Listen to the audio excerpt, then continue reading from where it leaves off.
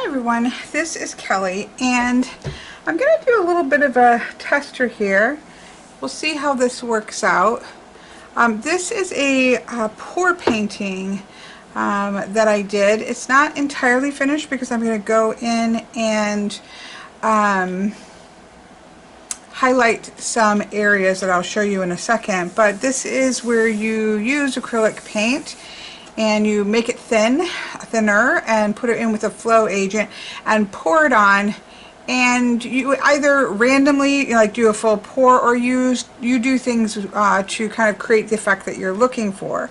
So in this case I poured a bunch of different colors and then put a band of a dark teal blue actually up at the top. This is now the bottom, but it was up at this top. I poured a band here and then pulled the paint, and that had silicone in it, which causes these cells that you see, and pulled it across. And then you sort of tilt and turn it, and you use a torch to manipulate the paint. So it's very similar to making watercolor washes, although what I will say as a watercolor wash person is that I felt like I had a lot more control over where the colors and the paint ended up than you necessarily do with watercolor, which moves much more quickly and just kind of moves about in ways in which you have a little less control over.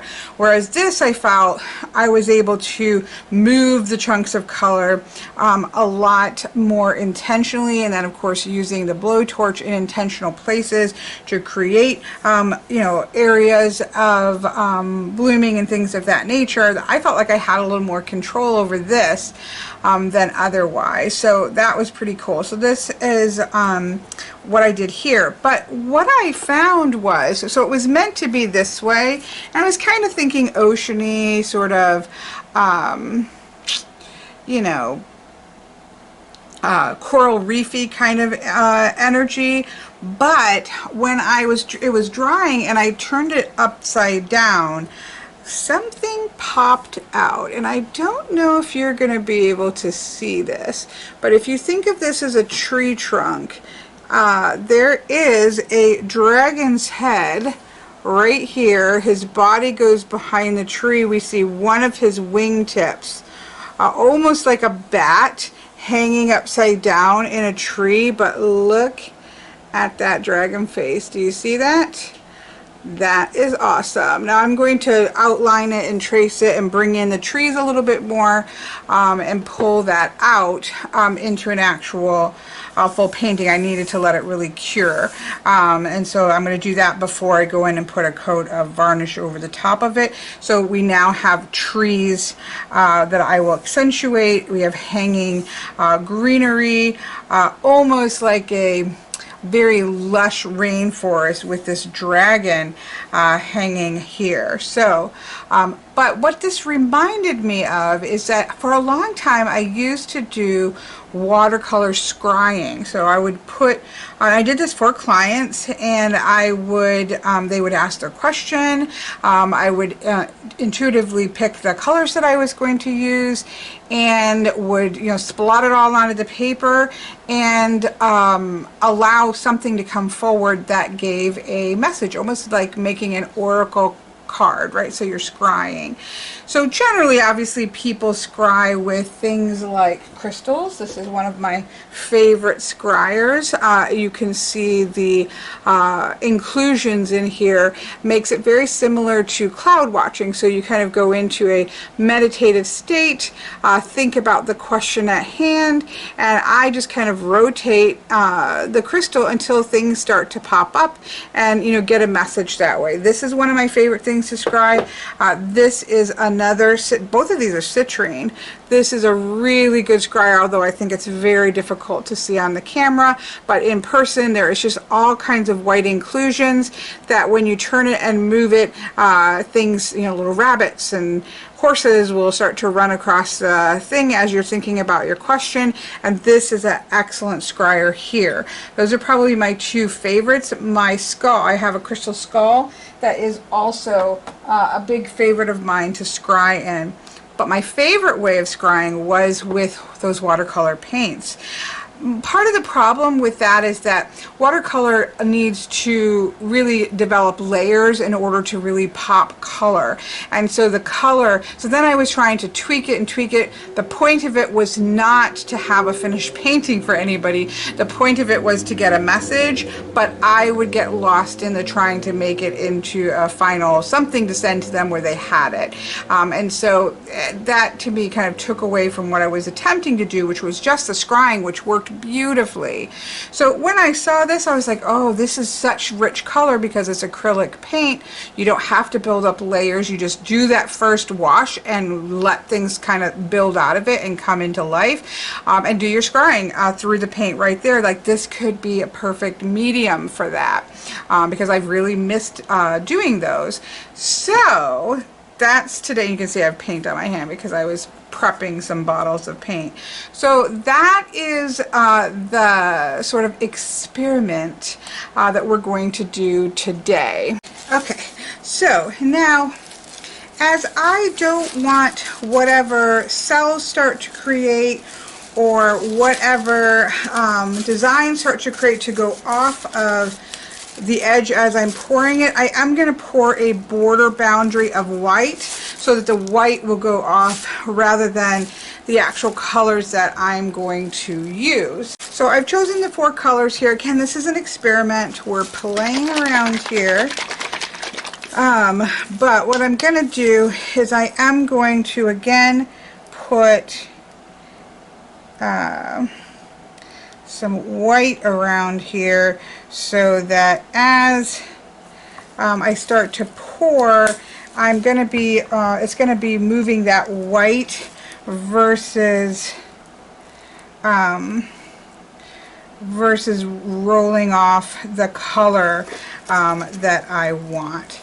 So I know that I need about this much color for this, so I'm going to just layer these, and these each have a little bit of silicone in them so that cells and things will form. So I'm going to try to do like 2 different layers of each one, but we shall see how that goes.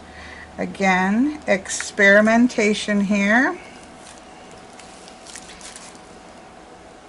So we're going to see how well that goes. This one I believe is a little too loose. I'm learning, but I think that's a little too loose, but we're gonna, you know, just build up some layers here. I'll put a little more of that.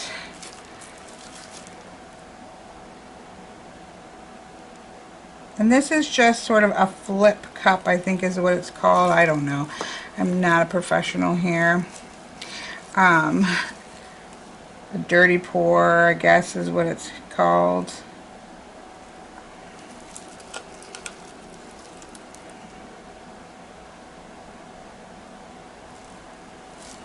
I think I might put a little bit of white into the top.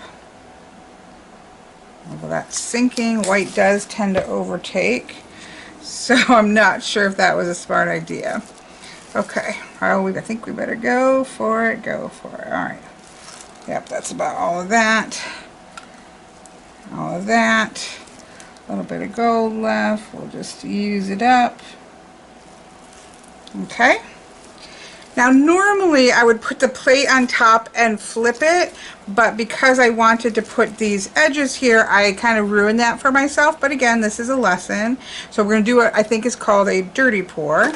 I'm going to do that. Oh, look at that. Okay, I'm going to let that set for a second. Although a lot came out doing it that way.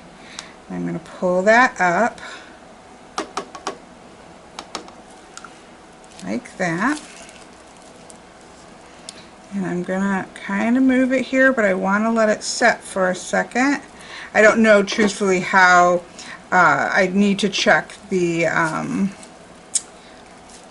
okay, watch out for fire. I know people are gonna freak out. There is oil in here, and so we want to activate the cells. Look at that. Okay. I'm going to kind of start to push. Again, I can see that that pink is much thinner. I kind of would like to pull some of that top over and get rid of some of this pink more than that top, because that top in terms of Oracle is speaking more to me than all that pink, but stuff starts to come out as it goes. I can see that again, this is just an experiment, but I can see that the gold color, which I did, was probably a little too thick because it's getting lost, but we'll see if it pops up. Now, I'm going to let that sit for a minute.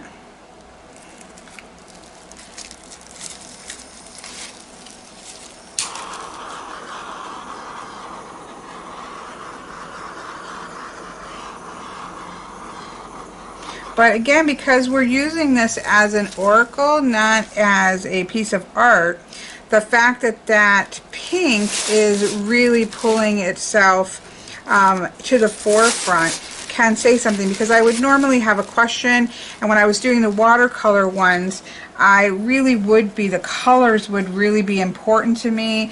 The colors would really have meaning for me, and so the fact that we have the pink coming dominant, I think would be important, be something that I would pay attention to.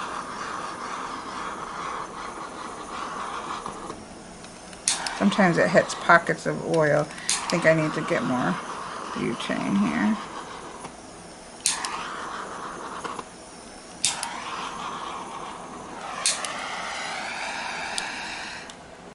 Okay, I washed my hands there for a second. I just touched something else with paint on it, because that's me and paint. I'm going to actually, okay, I've kind of moved that forward so that we can maybe zoom in here a little bit closer. One of the things that I do see is sort of again, scrying, you just go with what your eye, what is drawing your attention, what is drawing your eye. I do see, that pink was really overpowering and taking and I see almost, you see the hands, or you may not be able to, but I see a hand almost grasping, trying to sort of keep purchase as the paint is flowing off of there, and so we see a little bit of, or what comes to my mind is, again, normally I would have a question or something like that, but this idea of really grasping hold to sort of keep your hold on something, and that is obviously slipping and moving, as life is constantly slipping and moving and shifting. The state of flow that we just see naturally and pouring is the case of life. Life is always shifting and moving, and with that hand sort of feeling like it's trying to grasp onto and hold on without falling off. So we have that sense of grasping. I do like that this little bit of gold here has shown through here. We do see that the treasure's there, that if we could almost change our hands motion from grasping and instead go to pulling out and digging out those things that we do have, the things that we have at our disposal, that would be a better use of our energy. Another thing that really is jumping out to me, and I should probably leave gloves on because then I could pick it up and show it a little bit better, but I'm going to try this to zoom in here and show. What I want you to look at is right here. Just really beautiful lacing effect that's happening there.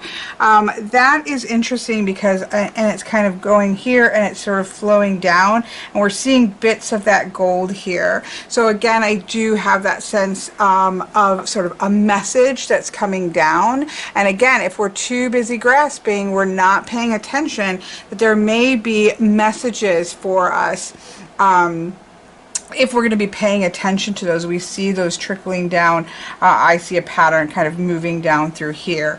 And what I can see is right here where these messages of the gold have trickled down, it almost looks as if a butterfly wing is forming right here. And so we do have that sense that there are messages and guidances towards transformation. Of course, this is all moving towards this gold that is over here. So instead of using this hand to grasp and try to hold on to what we can't hold on to because life is always shifting and moving, instead we should be using that hand to either uncover the gold that we already have, the treasures, the gifts that we have, or put our hands outwards to catch what's already coming down and the messages that are there that we're missing because we're too busy scrabbling to get a hold of something.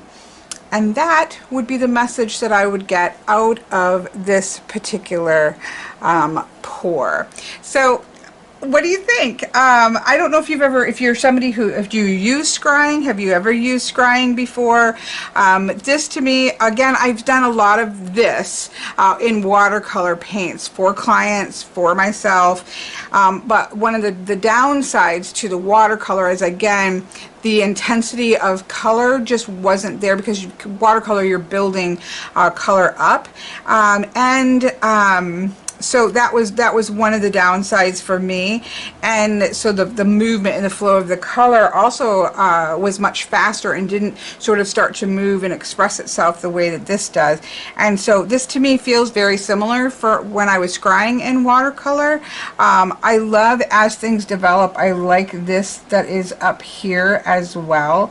That almost speaks to scales to me. Now again, that kind of thing could come out a lot. We'll see as I use this more, but that does have a very dragon-esque feel, which feels very ancestral. So perhaps that guidance that we see, that I saw coming down, would be something to pay attention, because dragons connect for me to my ancestors, and so that would give an indication to me that there may be some ancestral guidance at play here with this.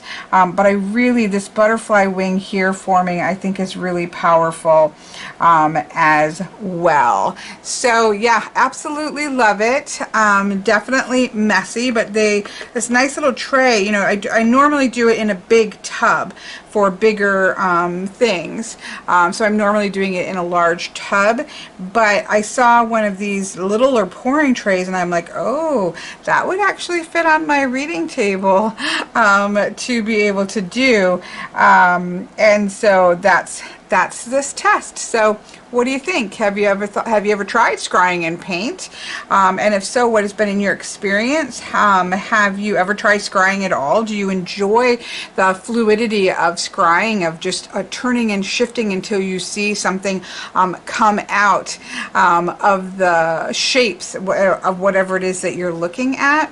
I do love to scry, but I also intensely love color, and so this scratches both of those itches and kind of puts me back. Again, I've really missed paint scrying in watercolor, and I have a feeling this might be the thing for me. So let me know what you think in the comments, and I will talk to you later.